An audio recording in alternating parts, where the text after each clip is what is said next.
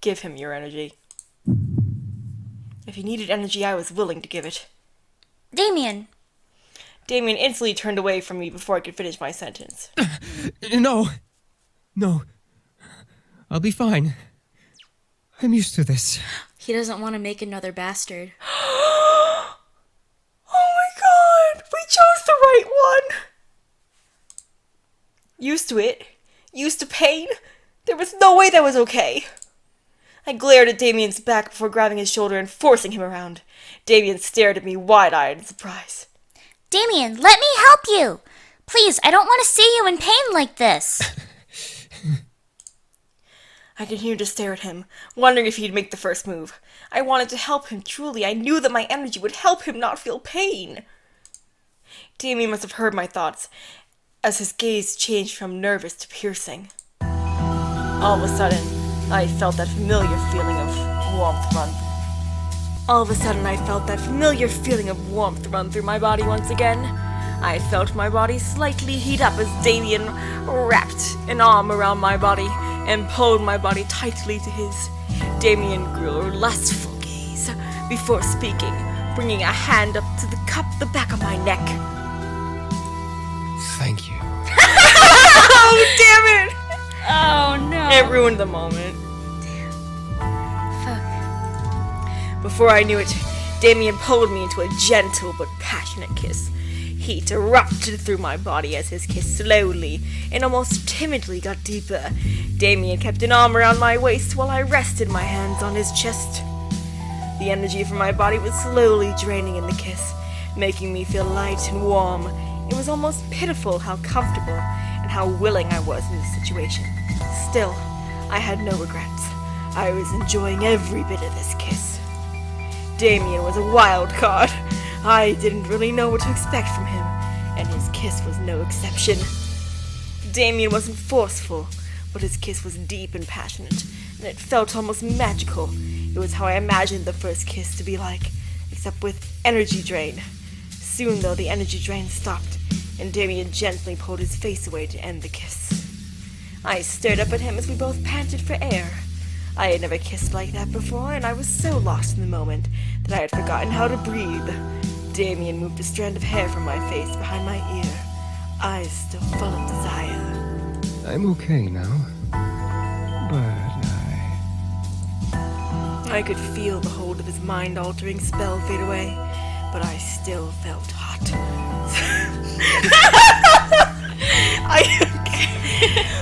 Okay. Something told me that I wanted more, but at the same time, I wasn't sure if I truly did want to give any more. Keep going! I opened the opportunity, and I was enjoying it as much as he was. I wanted more, and I was going to let him keep going. I wanted to keep going. I leaned up and kissed him again. Damien gasped against my lips, but continued to kiss back. I could feel him pull on the tail of my bow, releasing it and following his hand off from around my neck. What? He moved the ribbon to his pocket. She had a bow on her shirt. He moved the ribbon to his pocket before gently unbuttoning the top two buttons of my blouse. Oh, God. The desire in my body drove me insane. Oh boy, forcing a moan to escape my lips as he ran kisses from my lips down to my exposed neck. As he began to ravish my neck and shoulder in hot kisses, I leaned my head back and let a pleasureful sigh escape my lips.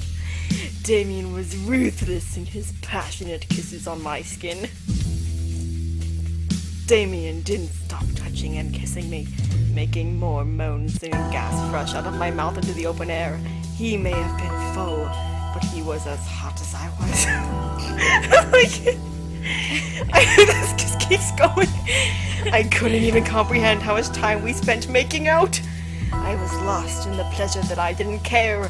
Call it sinful, but I didn't care. I loved it. His touch, his kiss, his hate. I desired it beyond anything at that moment. Even as, oh boy, he lowered his kisses down to my chest to bust just above my bra. My heart was beating wildly in my chest. Something about Damien intrigued me immensely, and something made my heart quicken for him. It couldn't have been love, but it was too passionate, beating lust. What was it? However, I began to feel dizzy, seeing the ceiling spelled wrong, starting to spin almost wildly. I gripped onto Damien's shoulders, trying to signal him to stop, but my mind faded to black before I could let out another sound. Well, I felt good. I didn't care that I was blacked out. I felt warm and fuzzy in that darkness. I never knew indulging in that kind of passion would be that good. I now just waited to awaken, hopefully in a good way. hopefully. My eyes eventually fluttered open, adjusting to the sight around me. I felt familiar silks underneath me, letting me know I was in my bed. I slowly sat up, stretching from the tiredness that still lingered. I felt a very soft pain on my neck and shoulders, and I could feel my swollen lips pulse gently and healing. However, when I looked down at my body, I saw that my shirt had been pulled back up and rebuttoned as if nothing had happened between me and Damien. I was just missing my ribbon. Dang, boy took a souvenir. Ooh. Before I turned to get out of bed, though, I spotted my ribbon on Oh. the pillow beside the one I Okay. slept on. Never mind.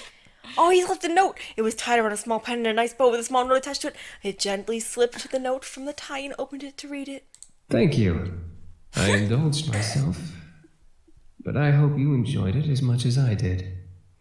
Damien. Though. I stared at the note.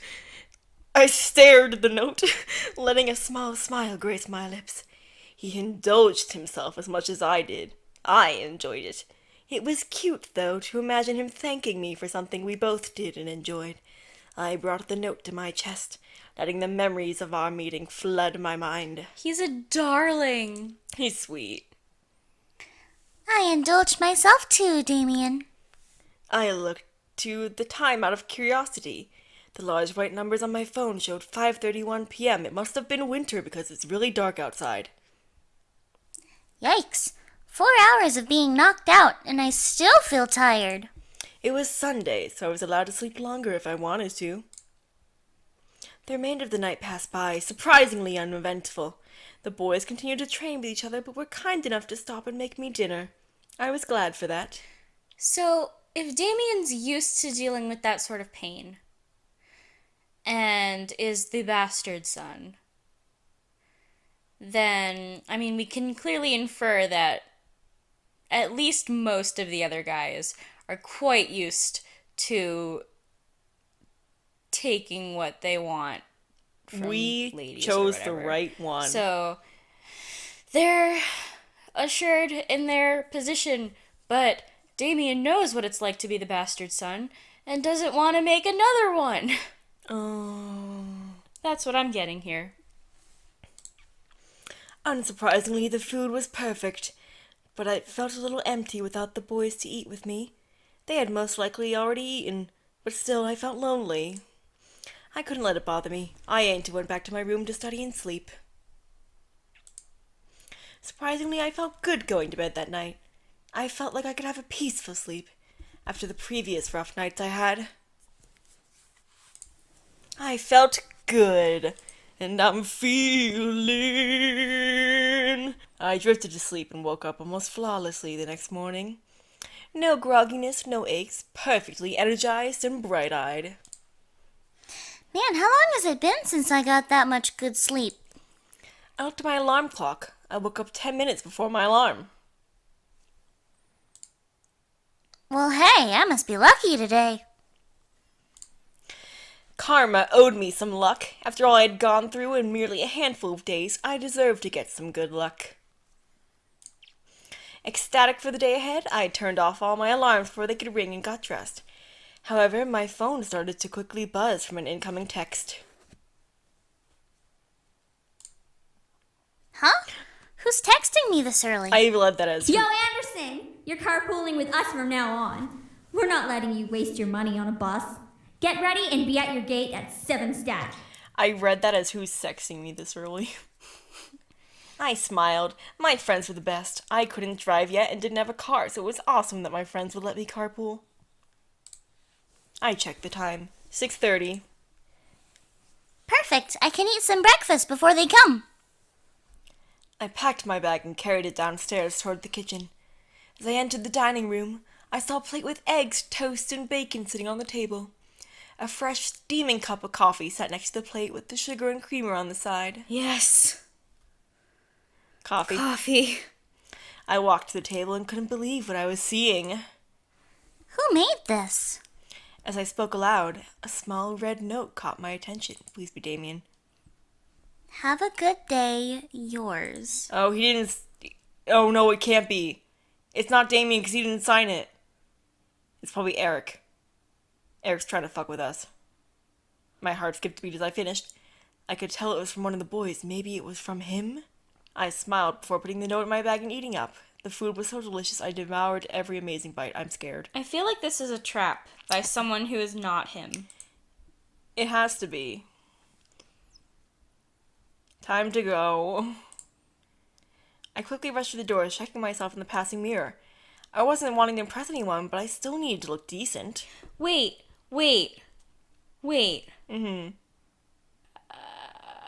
Things are gonna happen. Before I could reach the handle of the door, however, someone took my hand. Huh? Oh. I turned to see Damien, who was holding my hand back with a concerned frown on his face. My name. Your name? Your name? My true name isn't Damien. I want you to know my real name if something were to happen. Oh, don't you start talking like this, Damien. What? What's gonna happen? His true name? What did he mean? Why was he telling me this now? What's gonna happen? I remembered reading about a demon's name from the journal I read yesterday. I knew they were gonna bring this up. If you knew a demon's true name, you could summon them to you, no matter where you were or where they were. Where you were or where you were? Where they were. Uh-huh. Damien gently pulled me to him and leaned close to whisper in my ear. My name is Israel. Israel. Israel. Okay. Israel. As he said his name, I could feel it lock into my memory. Something in my head would make sure I would never forget it. Damien pulled away and stared at me, despite still carrying worry in his eyes. Faye, this is the first time we're stepping outside of the house. If you are in any danger, call my name. I promise, I'll come and help you. I mean, you won't have much of a choice, will you? I stared up at Damien. Unable to say anything, I could only nod in response. Damien smiled before releasing my hand and heading into the dining room. Something told me that name would be used eventually. It's called Plot. And right on cue, Naomi drove up to the gates with Suzu waving me down. I rushed out the door and we headed to school, talking about the homework in the coming day. We made it into the school without a hitch. Our lockers were in the same part of the hall, so we quickly unloaded what we needed to and got our important books and necessities. First incident of the day. Oh boy. Oh boy. As I walked towards Suzu and Naomi, who were both waiting for me on the opposite side of the hall, something hooked my ankle and made me fall forward. What? Ow! Well, ow! Hey, are you okay? No! I'm not okay. Who did that? Lizette, probably. I knew it! How did you, like... Three of us looked back to I see. was thinking of, like, those old-timey things where they have, like, Oh, the the cane cane. and grab you. The three of us looked back to see Lizette and her gaggle of girls. Lizette had a look of complete innocence. That doesn't look very innocent to me, Missy. While the girls around so her innocent. giggled like no tomorrow. Why, you little... Suzu, don't! Do it! I felt a giant fire of anger burn in my stomach as I stared at Lizette. Today was not the only time this had happened to me. Wow, really? However... How many times have you been tripped today? However, it was now clear who was behind these incidents. I don't think she means in one day. I think she means, like, over a period of time. Even if she was innocent and one of her goons did it, it was now obvious that Lizette was the mastermind just from the look on her face. She was no friend, nor would she ever be. I had to do something. Oh my god, are we gonna call Damien in to beat her up? Glare into her soul? Get her, stand up and walk away, or glare into her soul? What kind of path do we want to go down here? Because stand up and walk away is taking the high road. Get her will probably get us suspended. Glare into her soul. I want to know what the hell they mean by glare into her soul. Like, what are you saying? Like, we're just gonna stand there and just glare at her, like glaring daggers? I don't know what they mean by that. I like the first one, just like, get her. Get her! Oh, I bet get her is, like, good for Suzu, stand up and walk away is good for Naomi, and glare into her soul is probably the neutral one. That's what I bet.